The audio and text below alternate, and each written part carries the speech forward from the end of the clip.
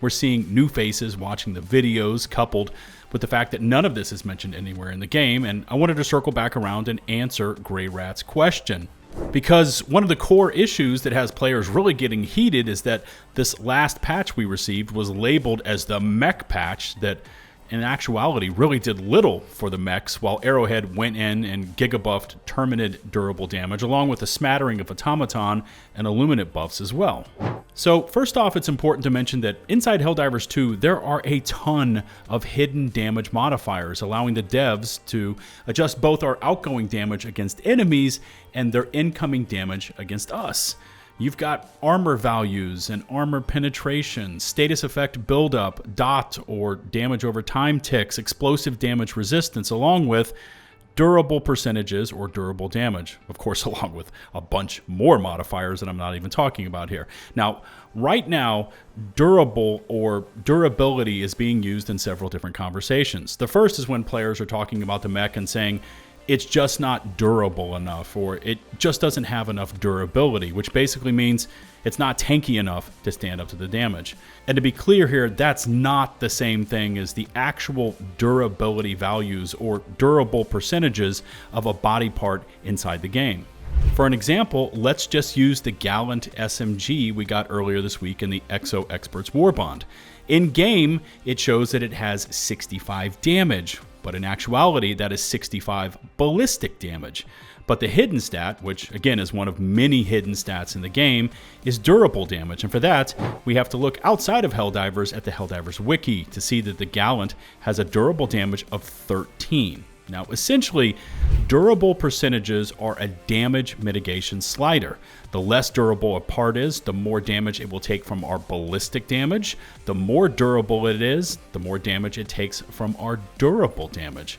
Using the Mech arm I was showing earlier this week as an example with a durable percentage of 80, that means that only 20% of the damage will come from the ballistic damage side of our weapon, while 80% will come from the durable damage.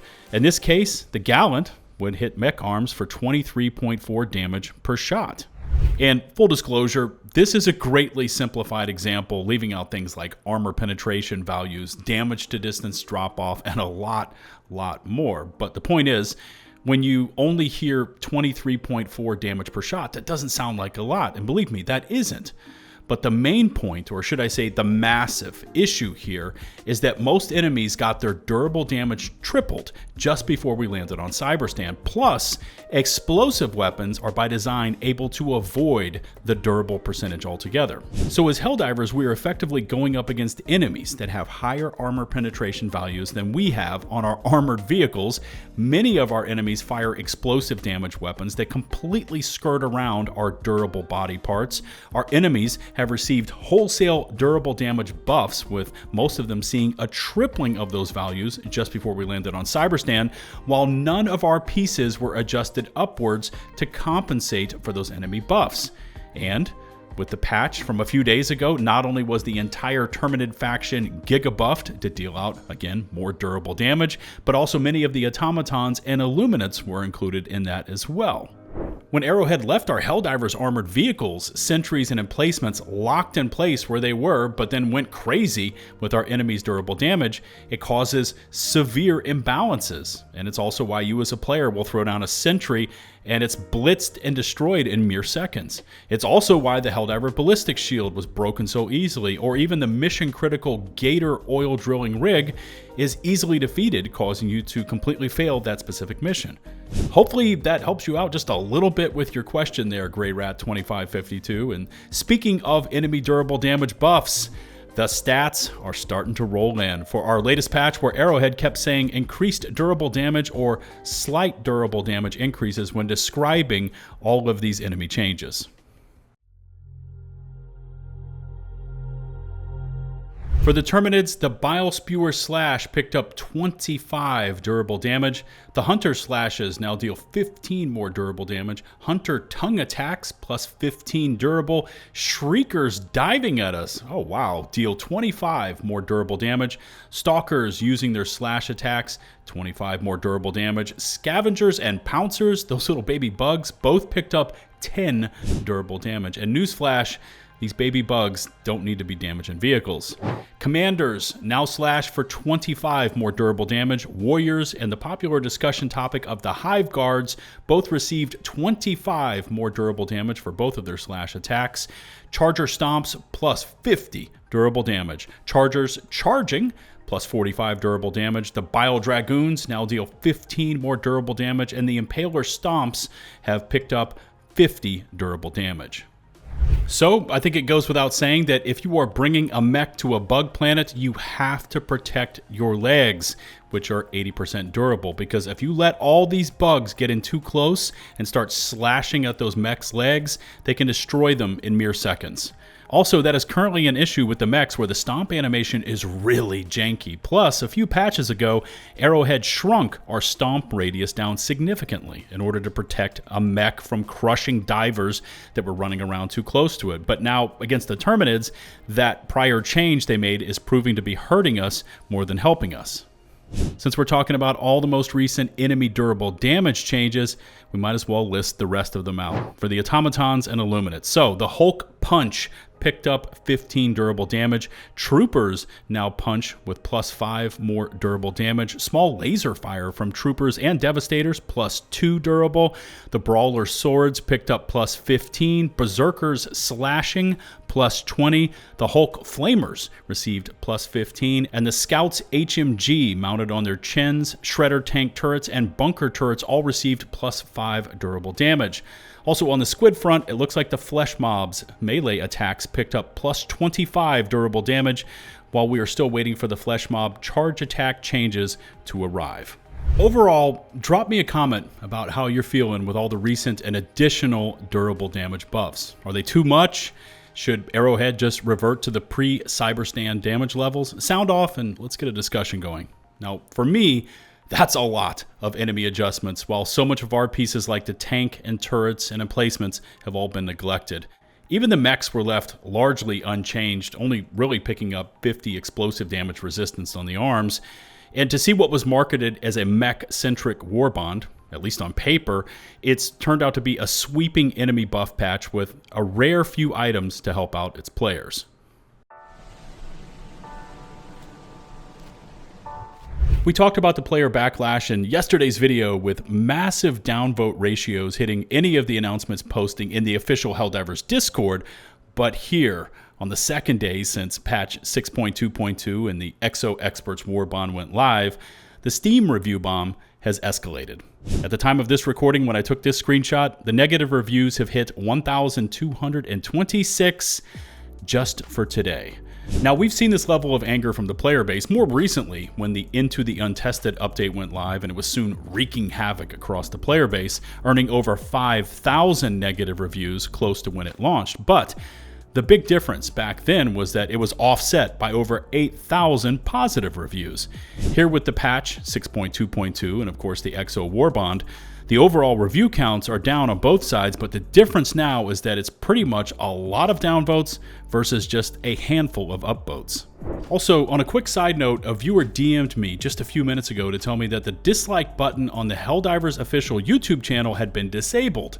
And I honestly don't know exactly what's going on here, but as you can see, I can give the video a thumbs up, but I can't do the same with the video to give it a downvote.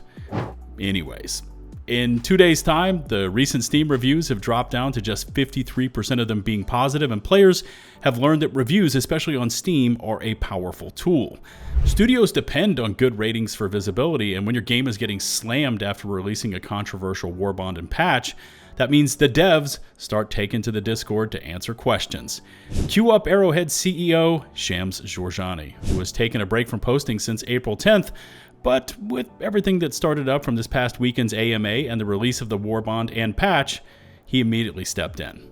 So let's take a quick look at the back and forth over the last few days over on the official Discord. This member basically asked what Arrowhead was doing, wanting them to do something, anything besides warbond related changes. Here's 𝗵𝗄𝗃's response. Did you touch the grass in the new biomes? The bigger updates we do, like Invasion of Cyberstan, Hive Worlds, and Super Earth Invasion are? What I would say, something, those tend to be bigger and take longer to make. Okay. This is me just responding back, and maybe it's just me, but I see that comment of did you touch the grass as a shot like you need to go touch some grass. I don't know. Again, maybe it's just me, but I think the players understand that bigger story arc pieces like Cyberstan take longer, but that's not what this Discord member is saying. They're pointing out that we're getting tired of Arrowhead only making large changes to the game when a paid warbond is about to release, and there are items in that warbond that need to be adjusted and or buffed, because if they weren't, it would hurt the sales of that warbond. Feedback, how it is collected and then seemingly thrown directly into the shredder bin, was at the heart of a lot of recent posts we've been seeing inside the official Helldivers Discord, with this member saying that they've given plenty of feedback in the past, but after hearing about Arrowhead's understanding towards hardcore players, they see no point in wasting any more time with giving feedback that will never be listened to. Here's the CEO's response. He says, hey, just because we collect all feedback doesn't mean we can act on everything or that we will. But a ton of things that we do are based on those surveys, user tests, and other data. One thing to consider is that this discourse on Reddit, here, and other places aren't always the same. Sometimes there are definitive, everyone hated, love that, but the rest of the time it's all different shades of opinions. I get it. That's not a satisfactory answer, and if you don't want to give feedback, don't. Others do, and we include that in our process. Huh? First off, I'm not going to speak to how I'm reading it and the underlying tone that I'm feeling about it, but I do understand parts of this statement because people are, of course, individuals. If you put 100 Helldivers in a room and ask them for their feedback on something, you're going to get 100 different answers. But on topics like progression, like customization, or something like modular mechs, those are super majorities that are in favor of getting those things. 85% plus 10% who are indifferent wanting a fully modular mech system on a 34,000 vote poll is as close to unanimous as you're ever going to get. Sure, there are going to be splits on other more specific changes, but when we're talking about the future of Helldivers, especially how it's going to pursue engagement from the hardcore player base, these systems are vital to keeping them engaged. Other comments were more centered on speaking directly at Arrowhead, telling them that it's okay to sometimes not deliver huge updates. 𝗵𝗄𝗃 did say that they are talking about different cadence levels, but for a lot of players, they don't need a Cyberstan or Super Earth every 3 months. A healthy Helldivers model could easily revolve around a few weekly fixes and tweaks, a lot of two-way communication, along with an open testing environment so we could test those proposed changes. Remember, in the Escalation of Freedom update, they mentioned that they wanted to bring us the ability to test, and we've never seen that happen. Now, the problem is Arrowhead doesn't communicate. They push through a bunch of controversial changes with no player testing, and then when the shit hits the fan as players explode, the studio starts taking to Reddit and Discord wanting our feedback. Well, where were you 2 weeks ago or 2 months ago? Now, you can usually gauge the level of pushback the studio is feeling internally when you see devs posting that you haven't heard from in a long time. For instance, 𝗵𝗆 started posting late yesterday, and it's been a while.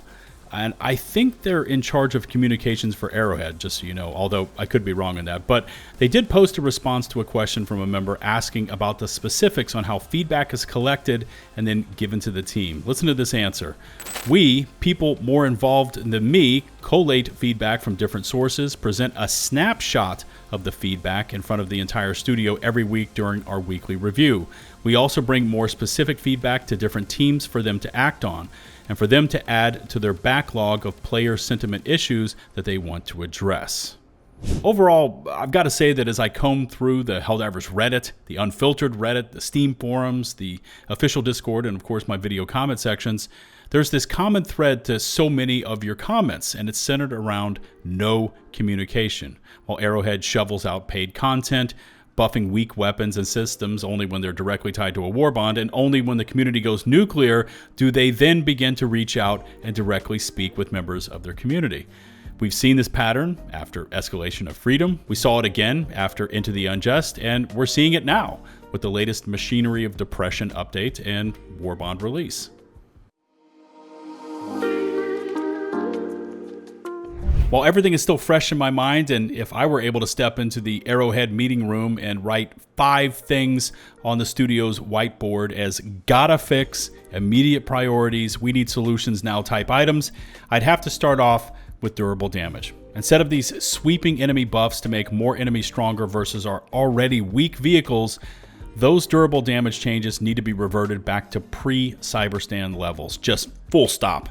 Seeing a mech-centric paid warbond drop with small and insignificant changes made to our exosuits, while huge swaths of enemies received more durable damage, was a completely tone-deaf move.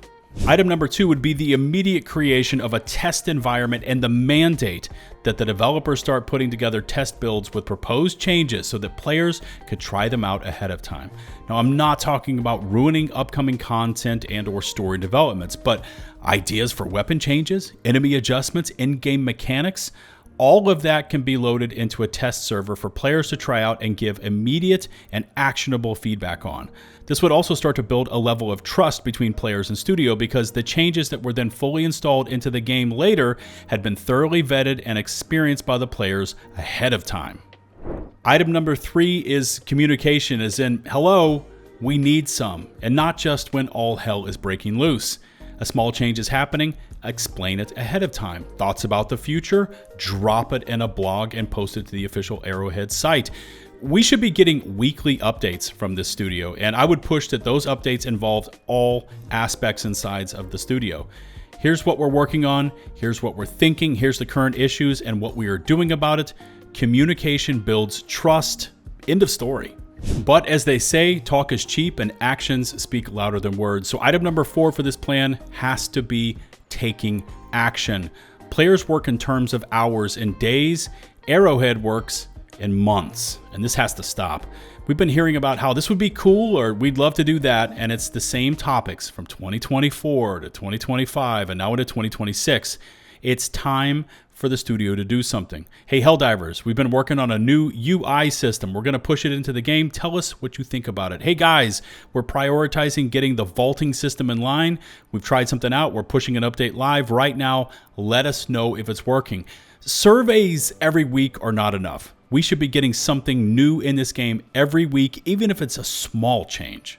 And finally, immediate action item number 5, the Galactic War. 2024 was lit. 2025 was meh, and 2026 has proven to be an outright slog. I would tell that team to immediately crank up the Galactic War energy. Hulk Surge weekends upcoming with a kill count reward for hitting a certain number of them dead and on the ground. How about a double weapon XP weekend, or say for 3 days? An immediate major order to end with a permanently unlocked stratagem reward for a successful completion, along with another idea here, splitting up major rewards to reward temporary boosts. If you choose to liberate this planet as a whole, you get this. If you choose to liberate this other planet, you get that. And last but not least, I'd walk into Joel's office and get rid of that damn Galactic War modifier. Players who want to hit the MO can hit the MO. Players that want to play the game somewhere else and generate their own fun, let them, without penalizing the other MO divers. I don't know why. Every time we provide near unanimous feedback, we hear that it's too complicated or that we need to have a meeting about the meeting for the damn meeting. Someone over at Arrowhead needs to set the deadlines and the directives. But that's just my 2 cents, and here's where I turn to you, my viewers, for your valuable feedback. My 5 items list was built around short-term changes made inside the studio now, and